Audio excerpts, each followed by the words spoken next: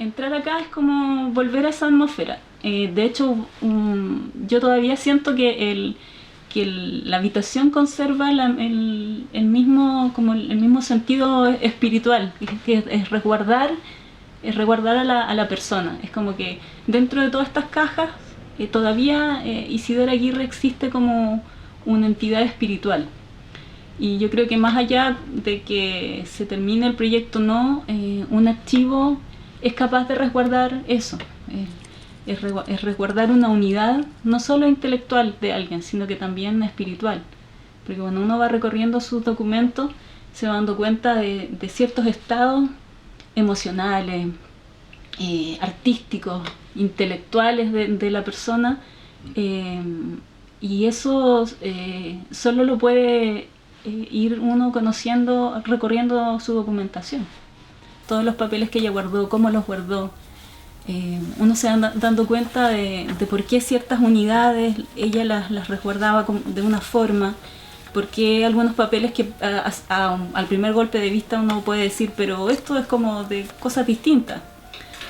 Pero uno le sigue revisando, le sigue dando la vuelta y dice, claro, esto lo tenía aquí porque esta era toda su documentación en donde escribía una obra, y este era como el recorrido cronológico de toda la investigación que hizo, de cómo fue armando un personaje, de cómo fue armando la idea de una obra.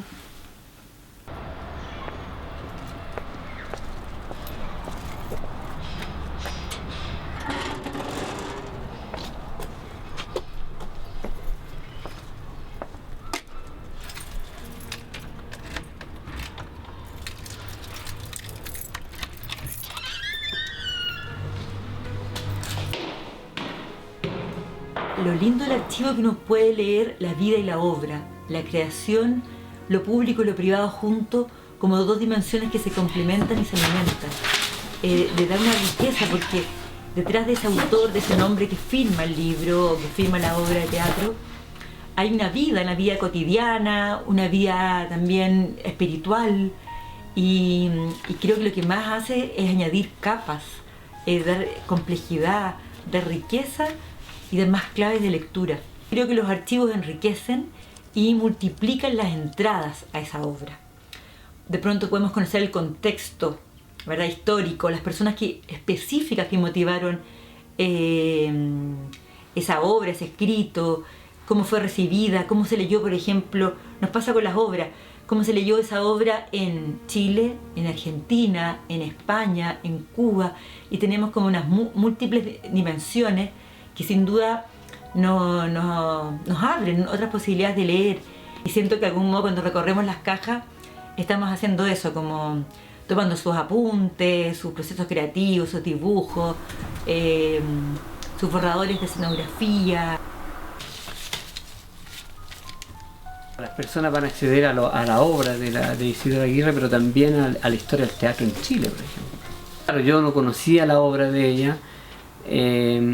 Ahora me ha ido acercando a su obra, porque uno, para poder trabajar, para poder procesar los documentos, tiene que acercarse a la obra de la persona, si no está descontextualizado. Es muy rico porque ella, por ejemplo, cuando escribe una obra se acerca a los personajes. Si va a escribir sobre los mapuches, ella va a vivir con los mapuches y conversa con ellos y dibuja una ruca. Entonces es muy rico, digamos, para los investigadores, digamos, conocer todo el contexto de la obra.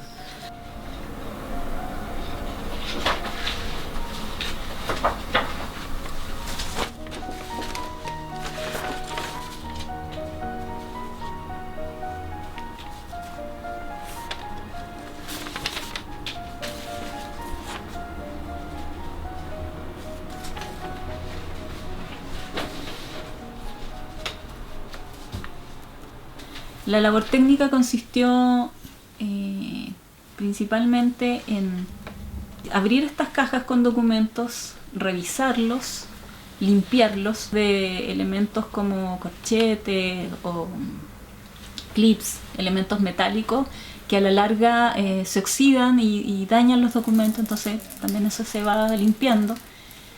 Y finalmente guardarlos en una carpeta, que es una carpeta de un papel especial libre de ácido, que conserva la parte mecánica de los papeles en forma más estable.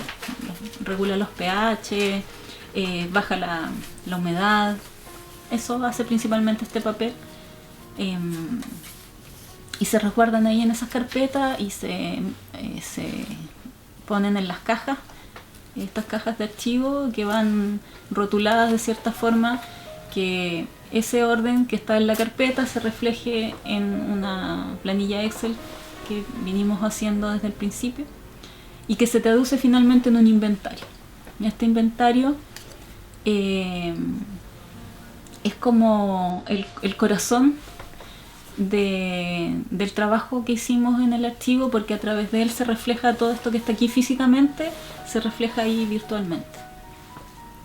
Esta primera etapa está pensado en un gesto mucho más a largo plazo, que es que este material sea público, de acceso público, y para eso hemos hecho hasta el momento 2 alianzas importantes.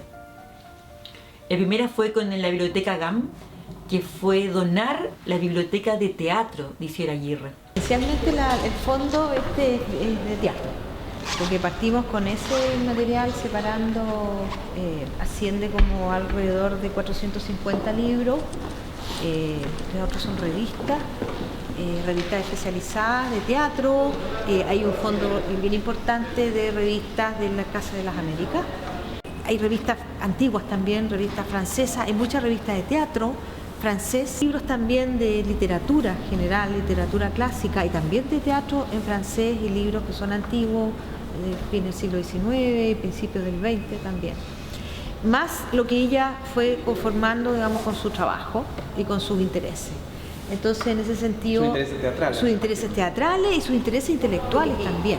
O sea, lo que uno puede encontrar acá es no solamente hacer un seguimiento a lo mejor de sus publicaciones o la vinculación que tenía con distintas instituciones, sino que también un referente de lo que es su personalidad, de su visión intelectual y de sus intereses, para que luego se traducen en las obras de teatro, que se reflejan en la obra de teatro.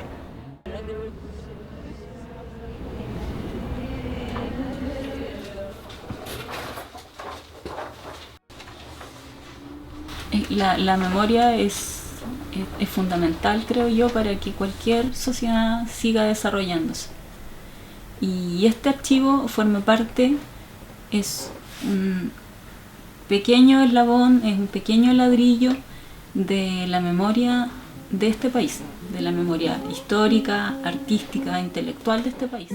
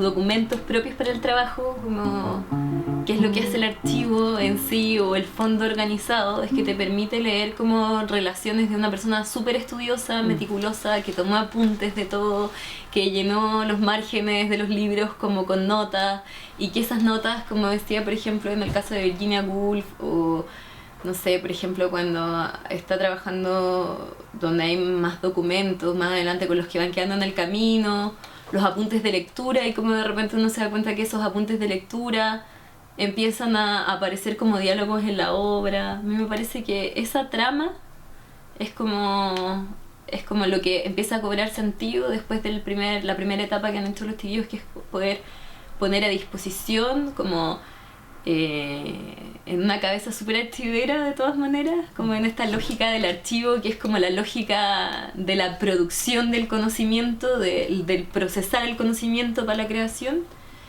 Como que lo que empezamos, yo siento el diálogo un poco con la Andrea y también con los chiquillos, porque yo encuentro que es bien creativa la organización misma, como que no es una cosa mecánica. El trabajo del archivero es tratar de recrear el archivo pensando estando como en la cabeza del creador del archivo. Y en este caso a nosotros nos sirvió mucho haber conocido a Isidora y conocerla en el sentido así como cotidiano, doméstico, y saber un poco cómo pensaba en la parte práctica, porque en su parte artística eso lo estamos descubriendo ahora. No hay archivo que viva si no hay discusión sobre ese archivo.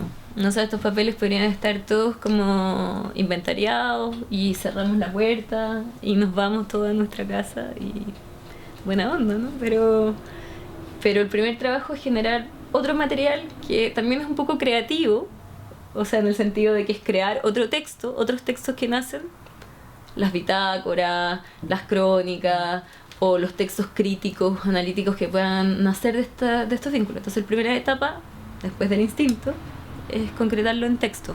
Por lo menos en eso estamos. Además que un archivo siguen siendo papeles adentro de una caja si no hay difusión, si nadie los consulta, si se quedan encerrados ahí, no tiene ni un sentido.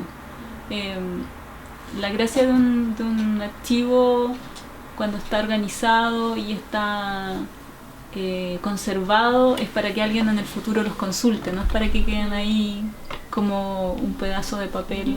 Sí. O sea, como que este archivo nos supera, crece vitalmente. O sea, nosotros vamos a morir y todo se acaba. Vamos a tener claro. Pero esto puede seguir siendo fuentes creativas así ad infinitum.